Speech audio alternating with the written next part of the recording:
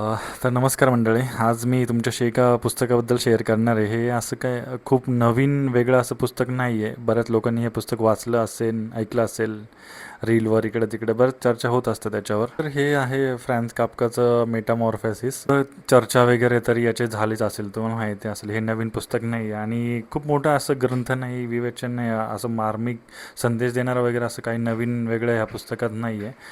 Just एक 90-95 पानांचं पुस्तक आहे साधारण. पण ह्या पुस्तकाची अजूनही चर्चा का एवढी? फ्रान्स काफ्का नंतर 100-150 वर्षानंतर अजूनही या पुस्तकावर एवढं काय बोललं जातं, लिहिलं जातं. तर एक साधारण गोष्ट आहे एका सेल्समॅनची. ग्रेगोर सॅमसन नावाचा एक सेल्समॅन असतो, जो रेग्युलर एका सकाळी उठतो आपल्या कामावर जाण्यासाठी वेगळ्या असं काही एक्सपेक्ट न करता नवीन, आणि त्याला लक्षात येतं की तो एका किड्यात रूपांतरित झालेला आहे. आणि जशी जशी गोष्ट पुढं सरकते, रोज त्याच्या दैनंदिन जीवनातल्या गोष्टी, त्याच्या आजूबाजूची माणसं, सगळ्या प्रकार काय होत असतात, त्याच्यातनं एक खुलासा होत जातो की ही कथा एका किड्याची नाहीच आहे. ही कथा आहे सामान्य माणसांच्या नात्यांची.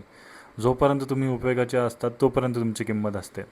जेव्हा तुम्ही काही देऊ शकत नाही तेव्हा समाजच काय, पण तुमच्या घरातली आजूबाजूची माणसंसुद्धा कशी वेगाने बदलतात ते तुम्हाला कळेल. हे स्टॅटिस्टिक पुस्तक नाही आहे. मी पण काय असा इमोशनल संदेश वगैरे देत नाही व्हॉट्सअपवर, जसे तुम्हाला स्टेटस वगैरे पडत देत नाही.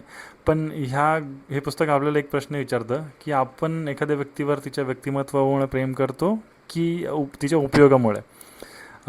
हे पुस्तक झाल्यानंतर जेव्हा तुम्ही शेवटच्या ओळीवर येतात तेव्हा असं काही फॅन्सी एंडिंग वगैरे, क्लायमॅक्स वगैरे नाही आहे. पण एका झटक्यात पुस्तक संपतं आणि त्याच्यानंतर तुम्हाला हे पुस्तक अस्वस्थ करतं.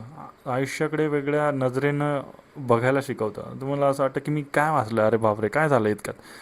तर हे पुस्तक नक्की वाचा, तुम्ही वाचलं नसेल तर अजूनपर्यंत.